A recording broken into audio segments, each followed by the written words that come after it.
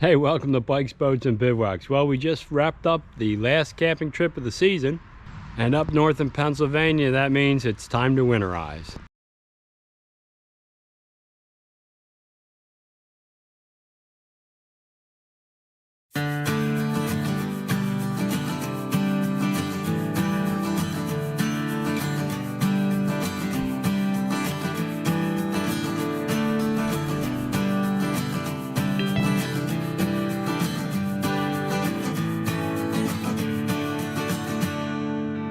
So here is the Jayco 224BH. So the first thing I do is I open up all the low drain points. So we open that valve so any water left in the tank can drain out. So that's one spot. Our hot water heater needs to be drained out. So we take this off of here, and I did this already. Forgot to film it, so I'll just show you.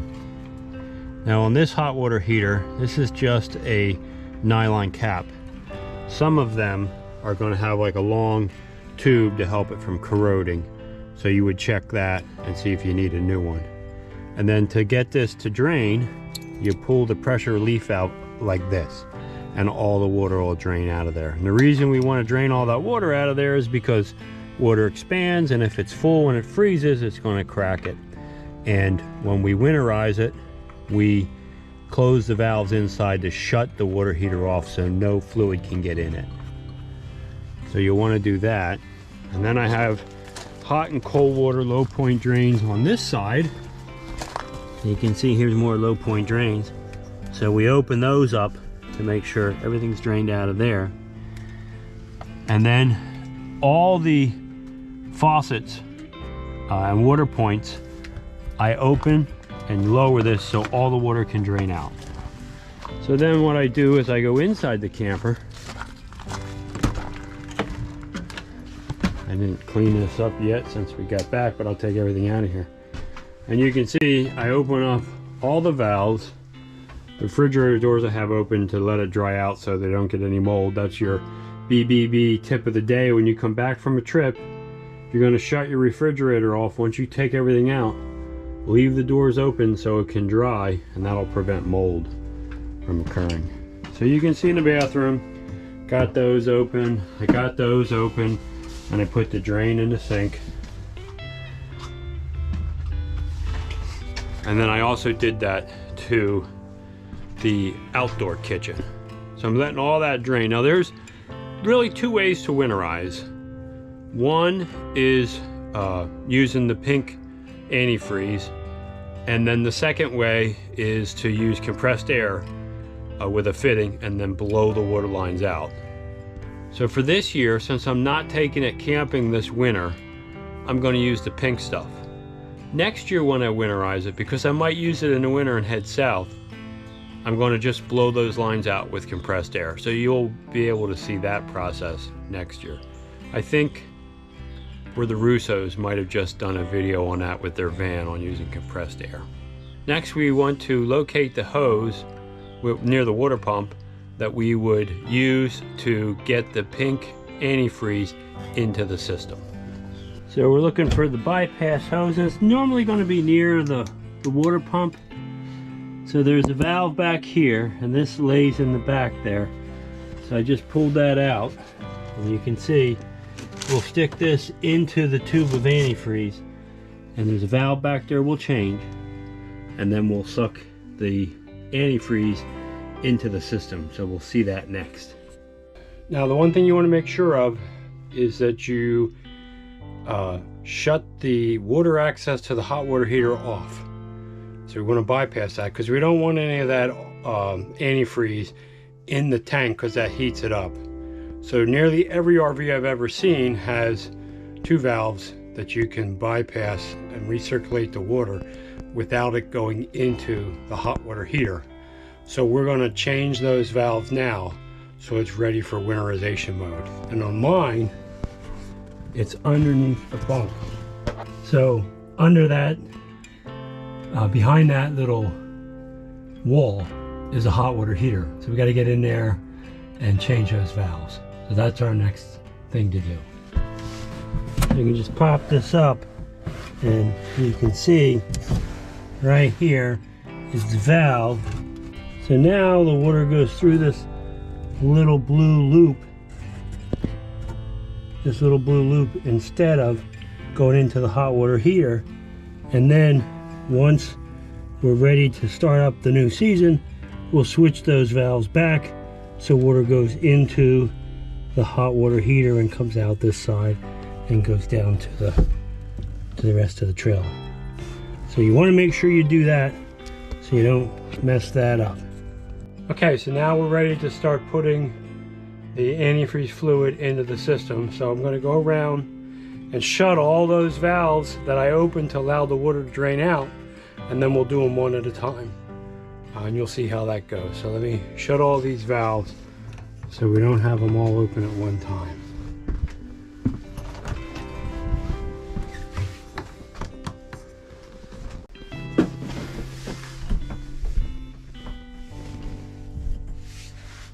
So let me get the ones on the outside also.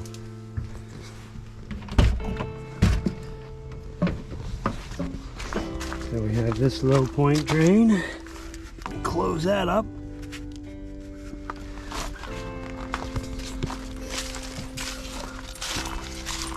Of course, Phoebe's helping me. Do the same thing on the outside kitchen.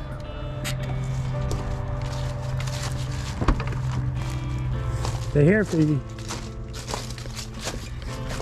We got those two low point drains over here. I'm going to close them off. And we want to close the outside shower. Okay, we're ready for the antifreeze. Come on, Phoebe. And here are our antifreeze jugs. I have two of them just in case I need more than 1 gallon. The rest I'll use at my daughter's bathroom on our pool house when we winterize that. Up.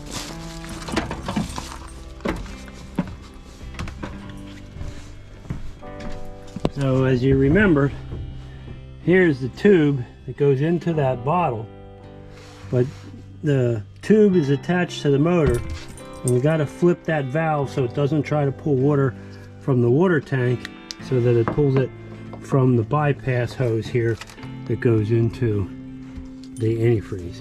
I don't know if you can see it in there, but the valve is on the very bottom, and we got to flip that valve. Sorry for not having enough light in there for you. That's what we're going to do. So you got the tube in there, ready to turn on the pump, see how it works. So right here is my water pump. And you see it's going to start sucking that pink stuff up.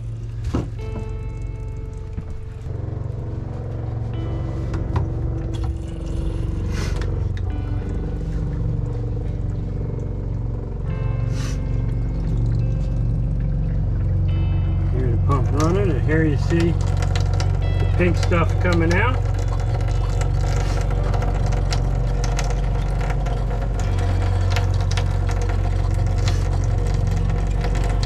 Make sure it gets good and pink.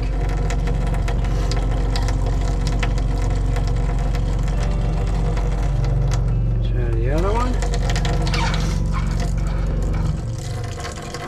So we got some clear water stuff coming out of there. Wait till the pink stuff comes out.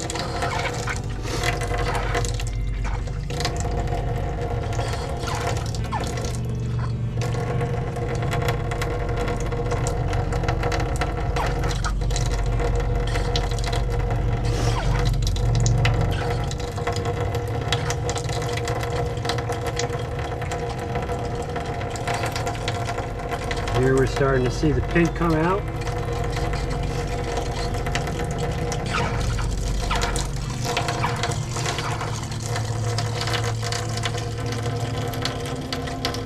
Good flow through there. All right. Come back here. Get these.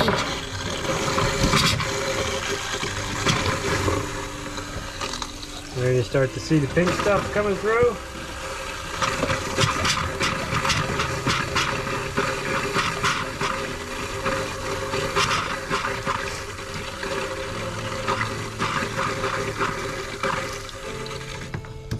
The other side.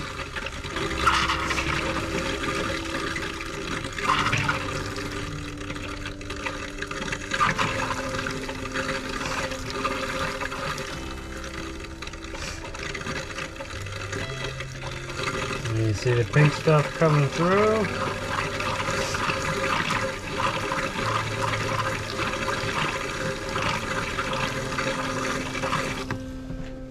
Now we gotta do the shower.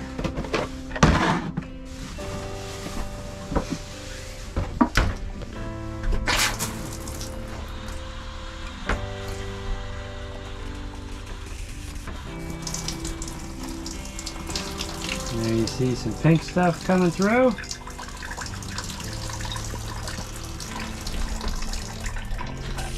Open up the other valve.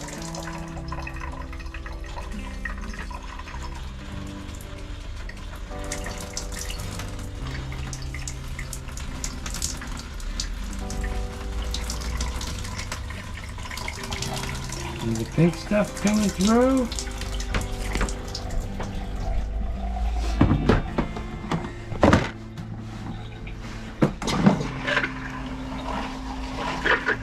There's some pink stuff on the toilet.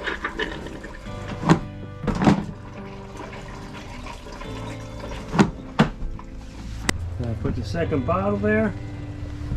And I can do all the outside stuff.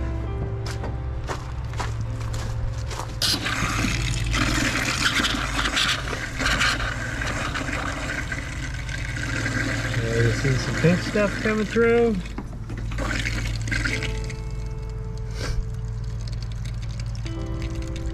There you see it coming through on that side.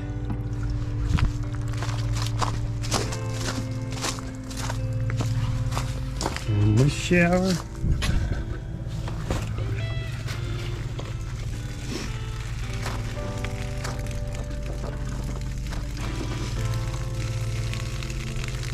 You see some pink stuff coming through on that one. Shut that off and turn this one on.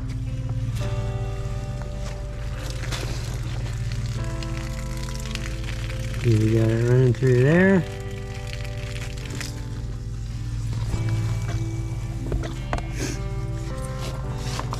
So now the other place we want to get is our city water connection.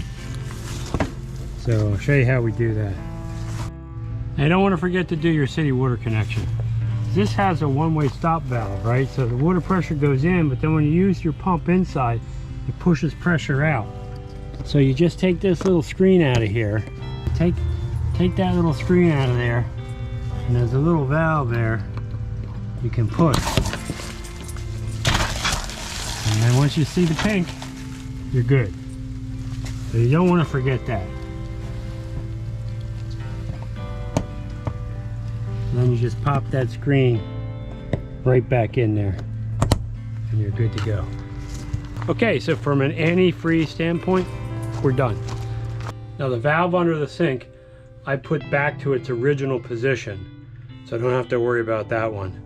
The hot water heater valves, I won't flip them back over for access to the hot water heater until the beginning of the season. Just in case I use the camper in a winter camping situation, I can use it, use bottled water, and could run water in here if I wanted to, and it wouldn't, nothing would go into the hot water heater. So that one, that bypass, I leave bypassed until the season starts. But this one, under the sink, I'm switching back. Now the final step that I take is I take whatever antifreeze that I have left over, and I pour some in the black tank and some in the gray tank. And it's not really the tank I'm worried about, it's the gate valves. So if you think about how your system is set up, right? Take this off, you can hook your hose up here. There's my black lever, there's my gray lever.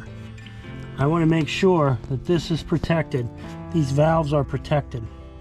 So that's why I put a little antifreeze in there, just to help protect those from any freezing, because you know, if it freezes, water expands and it could crack those valves. So that's the final step I take. So let's get that done. So you can see you got maybe a half a gallon left in there. And the great tank handles your sinks, the shower, the bathroom sink, and the sink outside. So it doesn't matter what drain you pour it in, it's all going to go to the great tank.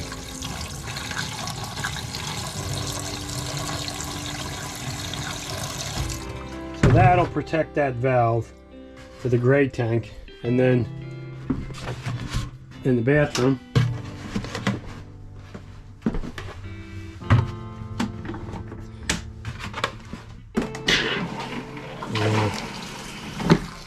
pour some down there.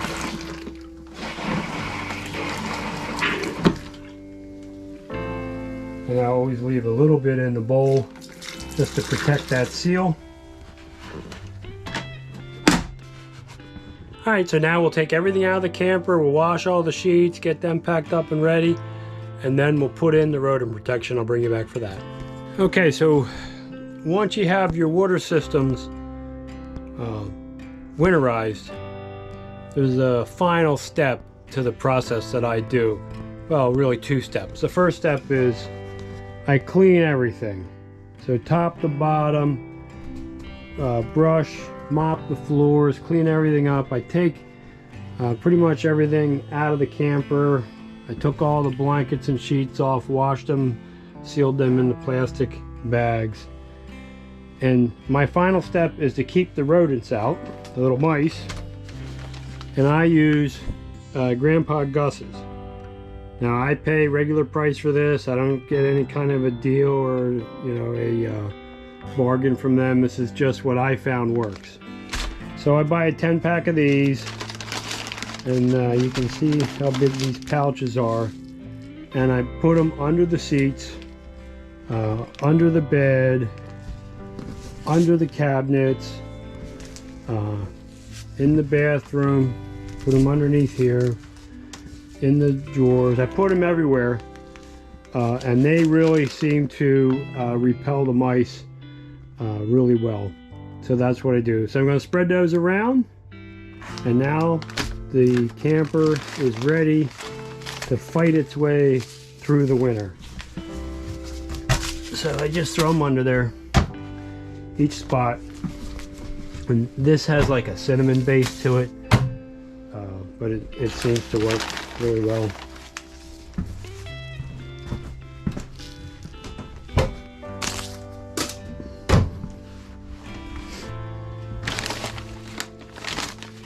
But they just, you know, they're not too offensive. Lift this up.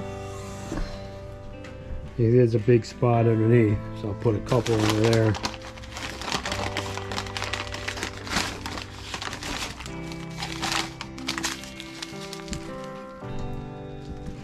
Put one towards that corner, one towards that corner. I think I'll put one more in there. Right in the front. And then I have a big storage spot underneath this bed, so we want to make sure I get one under there. You can see the old ones are in there. Let's throw another one in there.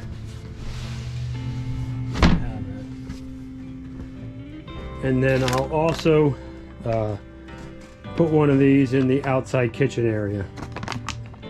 And I think we're done. And that's how I get her ready. The long, cold winter season. Remember always to consult your manual and make sure that you're following any procedures suggested by the manufacturer. While my unit is under warranty, I have the dealer winterize it. Now that my warranty has expired, I do it myself. And it's the way I do it. It's not necessarily the way they recommend, so always check your book. Hey, if this video helped you, consider subscribing to the channel. It's free, it helps me out a lot. Also, ring that bell, you'll be notified every time I put up a new video, and give the video a thumbs up. That helps it be seen by a wider audience. But more important than all that, go have some fun out there. Hey, thanks for watching.